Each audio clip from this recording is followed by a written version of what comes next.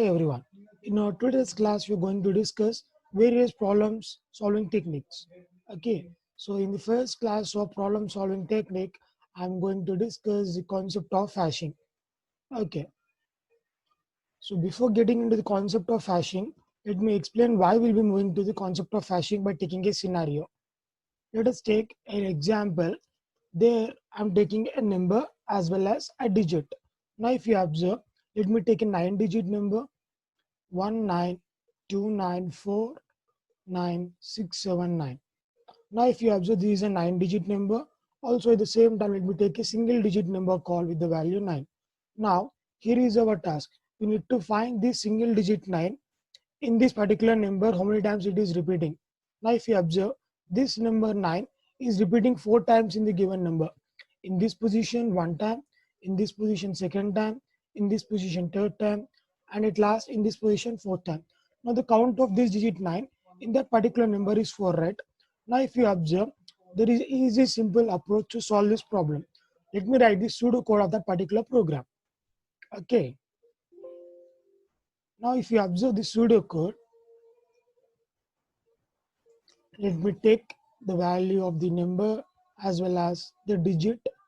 Now let me take a counter variable which is initialized to 0 such that when you print the count, we're getting the frequency of that particular digit in that number.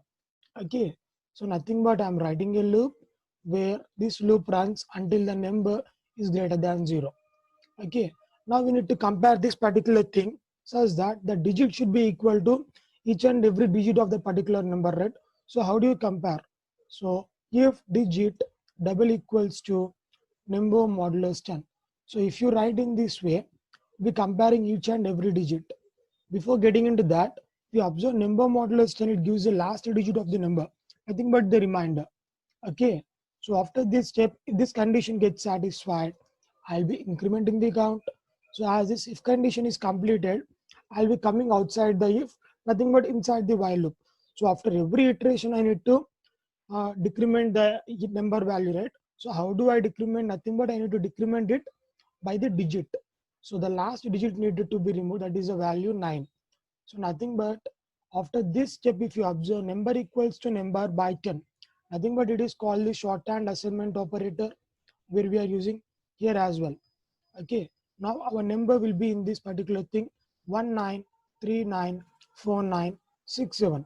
So this is our number. Nothing but the last 9 will be removed after this step. Clear? So this is the basic approach how we approach this particular program. But there is a cheeky little trap in this program. But if you observe in this program, like if I give lot more programs or lot more digits in it, let us take an array of digits with the size 5. So in this array, let me take few digits, like it might be the number 3, 4, 5, at the same time 9, as well as one more digit called 7. Now in this array, there are 5 digits. So I need to find the count of each and every digit here. So how you will be writing this logic? Nothing but for this thing, you'll be just running the while loop in this particular case. So just let me remove this while. Just let me include this array in between. So after this thing, you'll be just taking a for loop. In that for loop, you'll be mentioning those conditions. For I equals 0, I less than the value 5, nothing but the size is 5. So I plus plus. So here you are comparing the value of I. So nothing but what you need to check here in the place of digit, you need to just write if ARR of I. This is just the pseudo code. This is not the exact program what will be mentioning in it. So this thing will be mentioning in the place of digit. So nothing but at each and every time I value gets incremented, right? So that's the reason you'll be comparing A of I value with that particular number modulus 10. So if that is a true, we'll be printing number modulus 10, the condition count it after this while loop. So nothing but printf the value count. So before starting it all the time, you need to make the count value to 0. At the same time, you need to store that number in a temporary variable. Why? Because when you run the loop single time, the number value gets equal to 0. Okay. So in order to get that particular condition, you need to just take a variable called temp For that temporary variable, you need to assign the value number all the time. Okay, so this is the logic what we will be mentioning. So this is the program if you observe. Now for this program, if you observe the time complexity, so before getting into this program, just observe the time complexity of this program. So for this program, the time complexity will be nothing but the length of the given number. Why? Because this while loop runs the length of the given number. Okay. So for this thing, if you observe, the time complexity will be, so let me write the first time complexity. It will be the order of length of the number. Okay. So when it comes to the second case, the time complexity will be order of 5 into length of the number. So this is the time complexity in second case. Now if you observe, we are running the same logic multiple number of times, right? Nothing but if you observe, this is a 9-digit number. So the length of this particular number will be the value 9. So order of 9 will be nothing but for the first case. So if you just take the next one, order of 9 into 5 will be the time complexity for the next one. So it is nothing but 45. So this is not the exact time complexity. How do we measure? I'm just taking the normal way of understanding the program. Okay. So this is the time complexity. Now if you observe, for taking 5 values, you are doing 5 times. So nothing but here the time complexity is getting increased, right? So instead of going in this particular way, there is other approach where we'll be looking into it. Okay.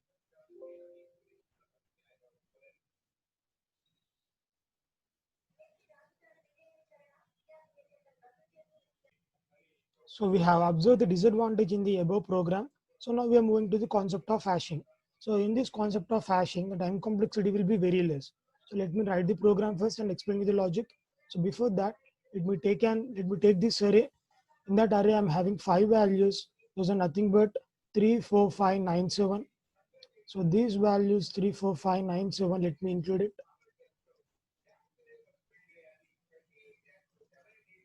So for this, we'll be having few indexes, right? So let me take those indexes as well. 0, 1, 2, 3, as well as 4. So these are those indexes. Let us name this array the value ARR. So for this thing, guys, we are done with creation of an array. So we need to count, we need to find the count of each and every single digit in this particular thing. Okay. So now let me take the other array called hash array. So nothing but the concept of hashing I'm including here. So let me take the size as 10. Why? Because if you observe, I'm taking the size as 10 because if you observe, we are having only digits from 0 to 9, right?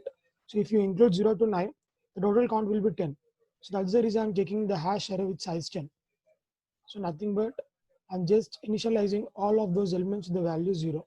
So similar fashion, how do we create the array for the value 34597? It is also create the array for those values as well. So we'll be having the indexes here with the value 0 to 9.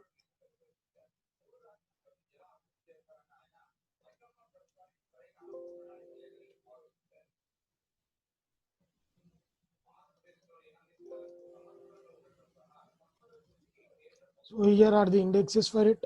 So if we do in the similar way, all those values get initialized to 0 at the beginning.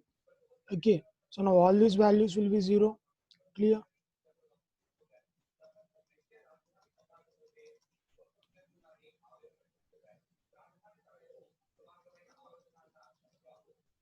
So all these elements with the hash array are zeros. Fine. So now if you observe, let us write the pseudocode and trace it step by step. So nothing but what we are trying to do is, so while number greater than 0 as what we wrote in the same previous program only. So here in hash of number modulus 10, something but it gives the last digit, right? So in this particular place, I'll be just incrementing the value by 1. So if you do so, in that particular reminder, nothing but in the particular digit, you are incrementing the value by 1 all the time. Okay. So after that, let me divide the number by 10. Fine. So now if you observe, let us try to iterate it step by step. So what is our number value here? Our number value is nothing but 1, 9, 3, 9, 4, 9, 6, 7, and 9. So I'm just giving a space separated for all those numbers. So here is our number. So if you observe, we are just doing in this particular while loop. the number greater than 0, hash number modulus 10 plus equals to 1. So let us iterate this step by step. All right. So now we are at this particular last thing. So nothing but number modulus 10 will be the value 9. So in this place 9 will be incrementing in that particular value. So this is a number. So if you do modulus 10, the last value will be the number 9. So in hash of 9, you are incrementing the value by 1. So if you increment in hash of 9 the value by 1, the value in hash of 9 will be incremented by 1. So nothing but in hash of 9 the value is now updated to 1. So after this step what we are trying to do, we are trying to divide the number by 10. So if you do so, the last digit gets removed. So now if you again go to the condition while number greater than 0, yes, our number is obviously greater than 0. Again if you do modulus 10 plus equals to 1, in place of 7 the value will be incremented to 1. Okay, so that's the reason in 7 also the value will be incremented by 1. Yes, so after this again you'll be deleting. Clear? So after this step again, if you observe the last digit will be the value 6. So again in the place of 6 the value will be incremented by 1 again. So the value gets incremented by 1. So next again you'll be deleting this number.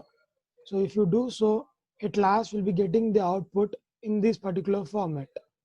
Okay, so this is the array after doing all the iterations. So now we are done with our while loop. So after the while loop, there are few more steps needed to be written. So let me write those steps here. So as we are having the array size as 5, so we'll be running our loop from I equal to 0, I less than 5, and we'll be doing I plus plus.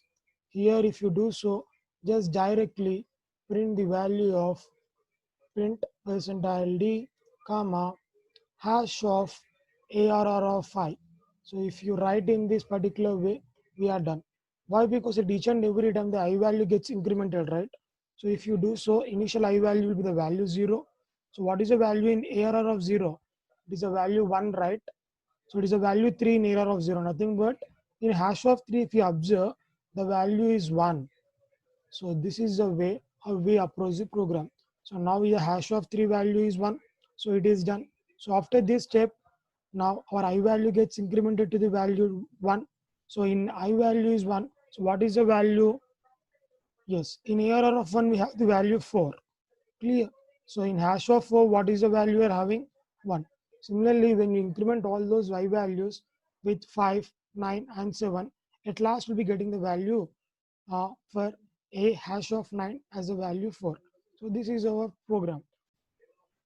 For this program, if you observe, the time complexity is nothing but in this first case, nothing but this is the length of the given number. So after that it depends on the size. Nothing but you are iterating these both separate loops, right? So for this program, the time complexity in this particular way. Okay, nothing but first you are doing order of the length of number, right? So after this, let me add it with the value 5. So this will be our time complexity.